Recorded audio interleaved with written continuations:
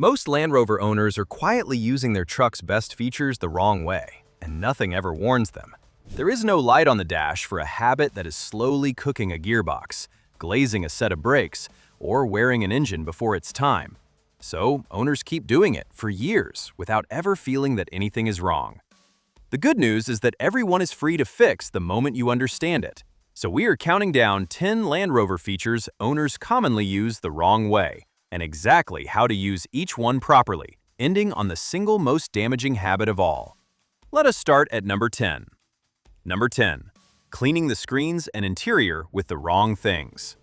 This is the one that quietly ruins the inside of an expensive truck, and almost nobody realizes they are doing it. The big central touchscreens and the digital driver display wear a delicate anti-glare and anti-fingerprint coating, and the moment you attack them with a household glass cleaner and a paper towel, you begin stripping that coating away, leaving permanent cloudy smears that no polish will ever bring back. The same goes for the rest of the cabin. Ammonia-based cleaners dry out and crack the Windsor leather. The wrong product flattens and shines the Alcantara on a sportier model, and a rough or dry cloth fills the gloss black and real wood trim with fine swirls and scratches. People reach for whatever they use on the kitchen windows and treat a carefully finished interior like a worktop. The right way costs almost nothing. Use a clean, slightly damp microfiber cloth on the screens, with a dedicated screen-safe product only if you truly need it, and never spray any liquid directly onto the display. Use proper leather and interior cleaners on the seats and trim. Brush Alcantara gently rather than scrubbing it, and keep separate clean cloths for glass and for surfaces so you never drag grit across a delicate panel. Get it right, and the cabin still looks showroom fresh 10 years from now. A good habit is to keep a small kit in the truck, a couple of clean microfiber cloths, and a screen-safe spray so you are never tempted to grab the wrong bottle in a hurry, and to go especially gently on the gloss black panels around the screen because they show every swirl under sunlight and are once they are marked. Number 9. Living in dynamic mode every single day. This is the habit keen owners fall into the moment they discover how much sharper the truck feels, and in normal driving, it is genuinely working against it. Dynamic mode holds lower gears, raises the engine speed, sharpens the throttle to a hair trigger, firms up the air suspension, and tells the ZF 8-speed gearbox to behave aggressively, holding revs and shifting harder.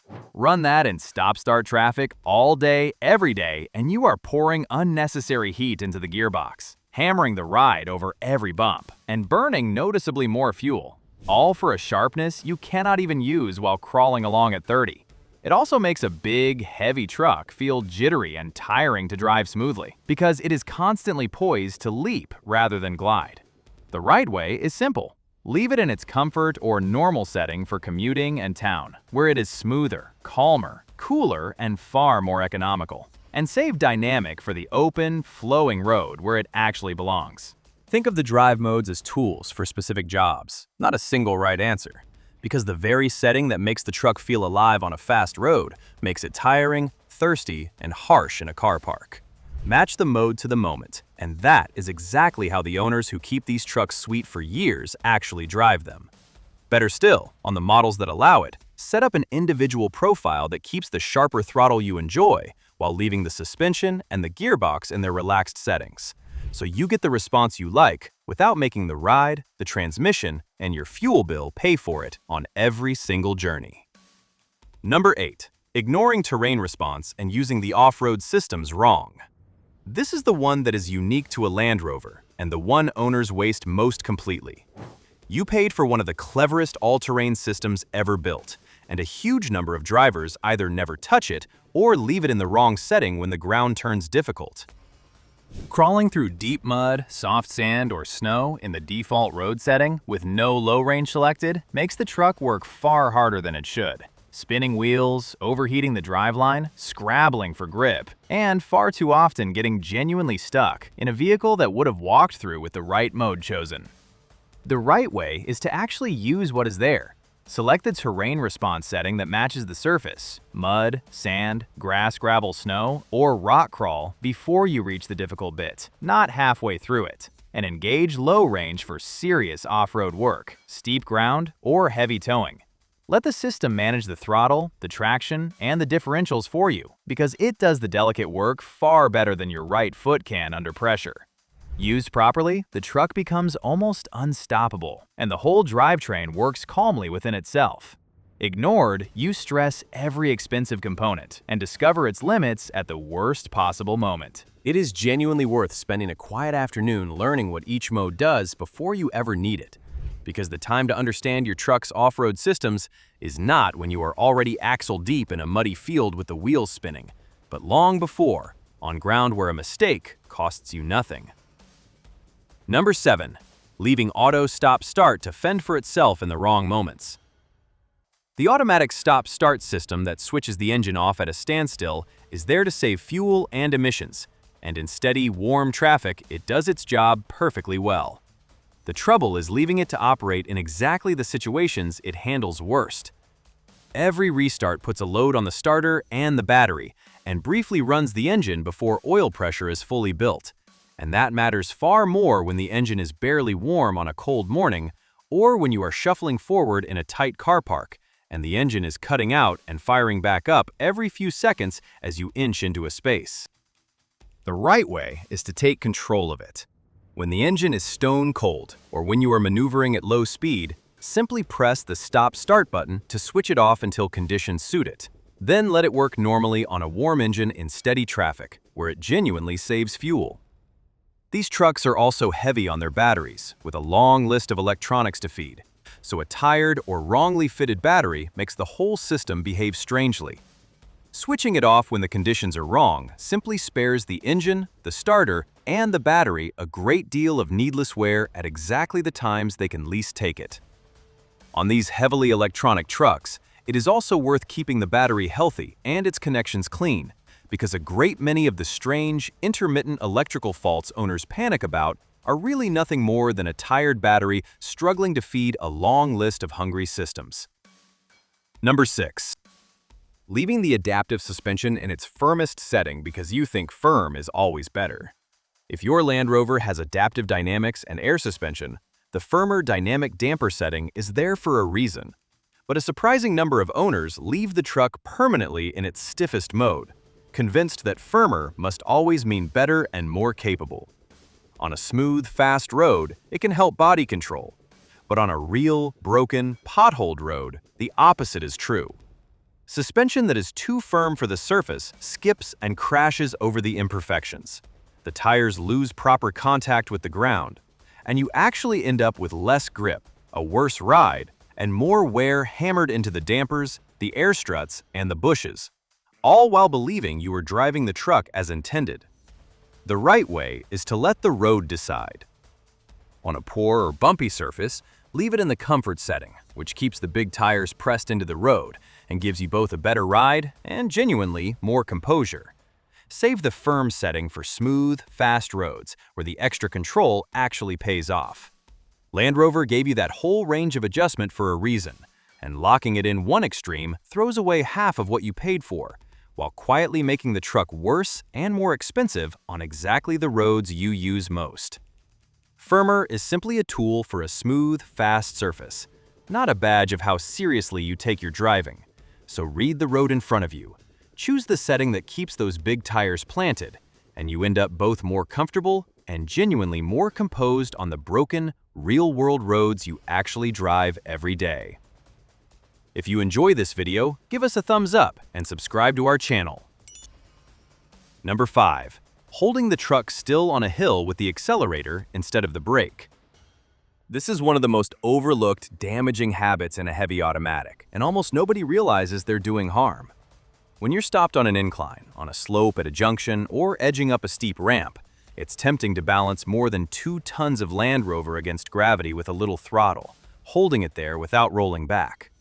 On an automatic, that means the transmission and the torque converter are working hard against the brakes, generating real heat in an expensive gearbox that hates being held that way, while you slowly wear the very components that cost the most to replace. The right way is to let the truck hold itself. Use the foot brake, or better still, the hill start assist and the electronic parking brake, which hold the truck firmly so you can lift off entirely. Then pull away cleanly when you press the accelerator. On a steep, loose, or slippery descent, do the equivalent and let hill descent control crawl you down at a set speed, rather than riding the brakes. Never hover on the throttle to stay still on a hill. Simply hold it on the brake and let the gearbox take up drive only when you actually want to move. Your transmission will last far longer for it. It is one of those habits that feels completely harmless because the truck sits there so obediently, which is exactly why so many owners do it for years without ever connecting it to the wear that eventually arrives. Number 4. Driving around on the wrong tire pressures. A great many Land Rovers are riding on pressures that are simply wrong because someone never checked them, ignored that these trucks often call for different pressures for a light load versus a fully laden one, or never reset the monitoring after a change. It feels like nothing, but it quietly costs you on every front.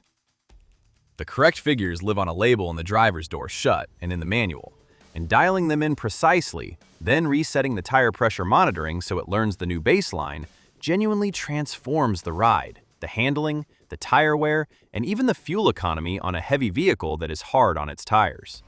Underinflated tires drag, run hot, wear out their edges, and waste fuel, while overinflated ones ride harshly, wear out their centers, and reduce grip. The right way is to check them cold, before you have driven, because a warm tire reads falsely high and sends you chasing the wrong number, and to set them to the figure that matches your load. It is a 5-minute job with a decent gauge, it costs nothing, and on a truck wearing big, expensive tires, it is the single most overlooked free improvement you can make, quietly saving you a set of tires long before their time. Getting the pressures exactly right also makes a real difference to how settled and comfortable the truck feels at speed. Number 3. Riding the brakes down a long hill instead of letting the gears do the work. This is a habit drivers bring straight from gentle, everyday motoring and never think to question. And on a big, heavy Land Rover, it genuinely punishes the truck. Sitting on the brake pedal the whole way down a long descent builds enormous heat in the discs and pads, and that heat can boil the brake fluid, glaze the pads, and leave you with a soft, fading pedal at exactly the moment you most need the brakes to be sharp, which on a vehicle this heavy is a serious matter. The truck has a far better tool for this, and it is the gearbox. The right way is to use engine braking, dropping into a lower gear using the gear selector or the paddles, or letting hill descent control do it for you off-road, so the engine itself holds the truck back down the slope and the brakes stay cool and ready for a genuine emergency. It is exactly how every experienced driver descends a mountain pass or a steep, slippery trail. It saves your brakes from expensive heat damage, and it gives you far more control because a heavy truck held back by its gearing is settled and stable in a way one hanging on its overheating brakes never is. Let the engine and the gearing do the work, and keep the brakes in reserve for the moment you genuinely need them, because on a vehicle this heavy, that reserve is everything. Number 2. Filling up with the cheap fuel instead of what the engine actually wants. It feels like a harmless way to save a few pennies a liter, and on the petrol engines in particular, it is quietly costing you power, economy, and long-term health on every single mile. The supercharged and turbocharged petrol engines Land Rover uses are built to run on higher-octane premium fuel, and feeding them the cheapest low-octane grade lets the NOx sensor detect the engine starting to detonate and pull back the ignition timing to protect itself, which robs you of power, raises combustion temperatures, and worsens your economy, all silently, with no warning light to tell you any of it is happening. Diesel owners have their own version of this, where a steady diet of nothing but short, cold trips never lets the particulate filter clean itself properly and slowly chokes the truck. The right way is to use the grade the Handbook actually recommends, ideally a good branded fuel whose detergents help keep the system clean, and on a diesel to give it a proper, longer run now and then. The handful of pennies you save with the cheap stuff is a false economy you hand straight back in lost power, worse mileage, and years of needless heat and deposits. Use the grade the engine was designed around as your default, and treat the cheap stuff as a rare emergency rather than a routine. Number 1. Driving the engine hard before it is properly warm. After everything else on this list, the single most damaging habit of all, And the one that costs absolutely nothing to fix is how you treat the engine in its first few minutes. When a Land Rover has sat overnight, the oil has drained down and what remains is thick and slow to circulate. So for those first miles, the moving parts are at their most vulnerable, working with the thinnest possible film of protection. Owners who jump in and immediately work the engine hard, chasing revs while everything is stone cold, are dragging metal across metal and loading a cold turbo before its oil is properly flowing. And over years, that is exactly how engines wear out long before their time. Yet there is no warning because the truck feels perfectly willing to pull. The right way is patience, for just a few minutes. After a cold start, pull away gently and keep the revs sensible, well below the point where it gets exciting, until the temperature has lifted off cold and the oil has warmed and circulated. Only then ask the engine for everything it has, and after a hard run or a long tow, let it idle a short moment before switching off, so the oil can carry the heat out of the turbo rather than baking onto its bearings. It is completely free, and it is the single biggest reason some of these engines sail well past 200,000 miles, while others, driven hard from cold, are tired and worn out at half the distance.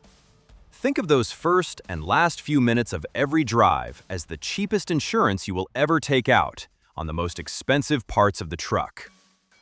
So there are the 10 features and the 10 habits to fix.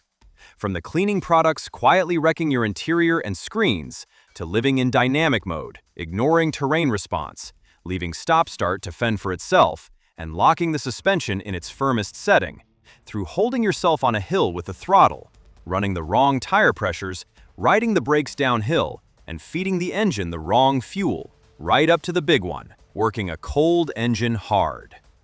Notice the thread that runs through every one of them, because not a single fix requires a tool, a part, or a trip to the dealer. They simply ask you to understand what Land Rover actually built these features and systems to do, and then to use them that way. Fix even a few of these, and your truck will drive better, last longer, and cost you a great deal less to own.